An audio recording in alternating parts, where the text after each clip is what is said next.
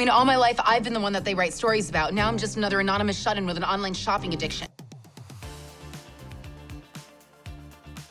Number 10. Michael Steager, 90210. My girlfriend is having a baby. Best known for his portrayal of the school reporter Naveed Shirazi, Michael Steager actually appeared in several Disney projects before 90210. Hannah Montana. Including Hannah Montana and the Cheetah Girls' One World. Well, I'm Vic.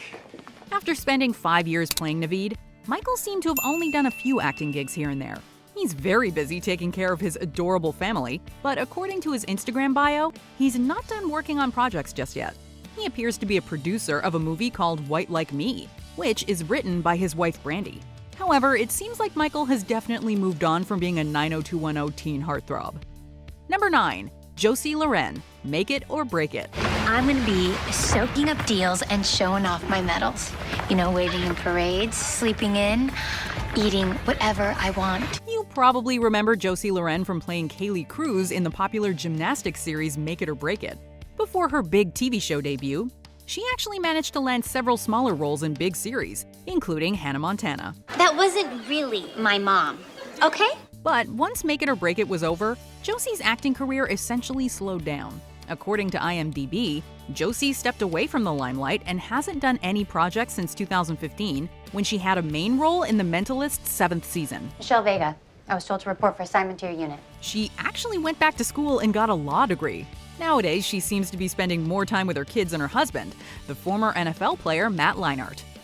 Number 8. Miriam McDonald, Degrassi: The Next Generation. Manny, I know this is totally none of my business, but you were sick earlier, and are you sure it's not something else? Miriam McDonald was best known for her fearless lead role in Degrassi: The Next Generation, which is part of the longest-running dramatic television franchise in Canadian history. You're me from the future?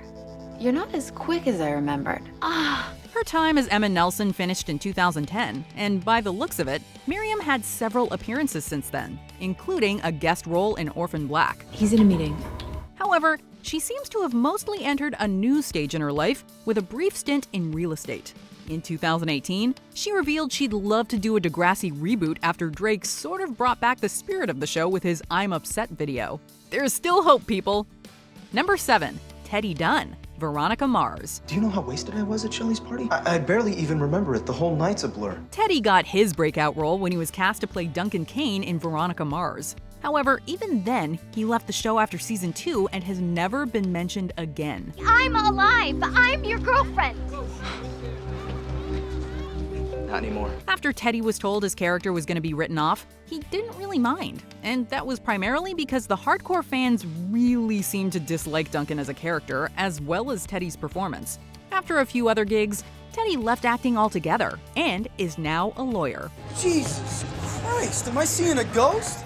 He revealed that he does get asked about his role as Duncan, but is content that his life has now gone in a completely different direction. Number 6. Tangi Miller, Felicity. I can't believe it. What? You're here! I live here. 90s teens definitely remember the name Tangi Miller, who played the iconic Elena Taylor in Felicity. I played Elena Tyler, and I think it was really progressive to have a smart black character. But since her big breakout, Tangi stuck to relatively small roles here and there. In 2017, she directed, produced, and co-starred in a movie called Diva Diaries. Her private life remained very much private, and not a lot is known about her, other than she appears to be doing well.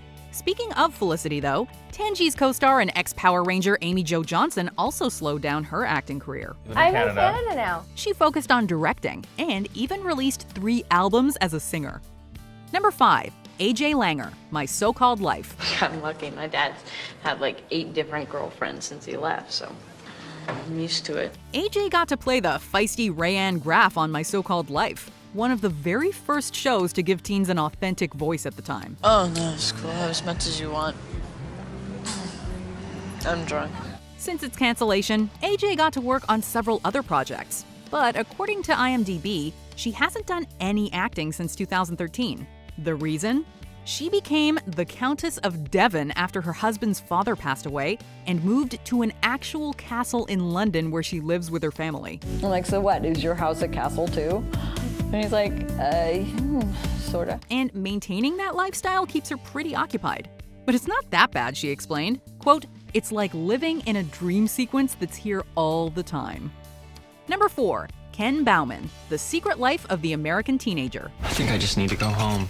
My mind is really not on my work today. Ever wondered what the guy that played Ben Boykovich on The Secret Life of the American Teenager has been up to since the show's finale? I have to go to work. Oh. Well, according to IMDb, he appears to have produced a documentary called Once a Marine, but other than that, there are very few projects listed for Ken. During the filming of the teen drama's last season, Ken had to be admitted to a hospital and got diagnosed with Crohn's disease. Since then, he's been spending plenty of time with his family and stayed away from acting. Number 3. Michelle Trachtenberg, Buffy the Vampire Slayer and Gossip Girl. Do you have any idea what that feels like? A little. If you don't know Michelle from Buffy the Vampire Slayer, you probably remember her from playing Georgina in Gossip Girl. I mean, all my life, I've been the one that they write stories about. Now I'm just another anonymous shut-in with an online shopping addiction. Michelle has had quite an incredible acting career, but according to IMDb, she hasn't done any projects since 2018. Sorry. However, she's still somewhat active on social media, where she sometimes shares behind-the-scenes moments of her life and career. In a heartbreaking Instagram post in early 2020, Michelle revealed that she was mistreated by other students in school for being a young actress. By the looks of it, it appears that she's now taking a much-needed break from Hollywood to heal and reflect. Number 2. Nicholas Brendon, Buffy the Vampire Slayer. Respect the cruller and pay him the donut. Here's another Buffy the Vampire Slayer star that has since slowed down his acting career, but for completely different reasons. Still making jokes. I'm not joking. After playing Xander Harris for 6 years, Nicholas Brendon took on several different projects, including playing Kevin Lynch in Criminal Minds. It's complicated. However, he's led a troubled life and had many run-ins with the law. In 2004, he checked into rehab for his issues with alcohol. Dual diagnosis means that you're battling depression and are an addict. A few years later, he was also charged with vandalism and battery against a police officer. Since then, he's been arrested several more times, infamously appeared on Dr. Phil, and made headlines in 2017 for his alleged violent behavior towards his then-girlfriend. We're done. I'm not doing this. Thank you, though. Thank you. Number 1. Andrew Keegan, Seventh Heaven. I have no idea.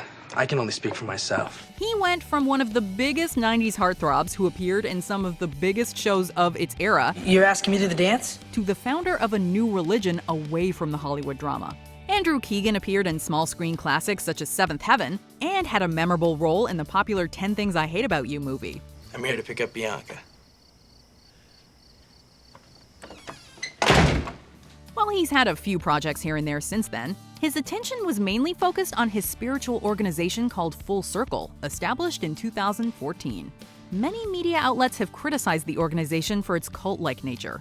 In 2015, the organization was actually raided by government agents for distributing illegal kombucha and was closed down 2 years later. Did you enjoy this video? Check out these other clips from MsMojo, and be sure to subscribe and ring the bell to be notified about our latest videos.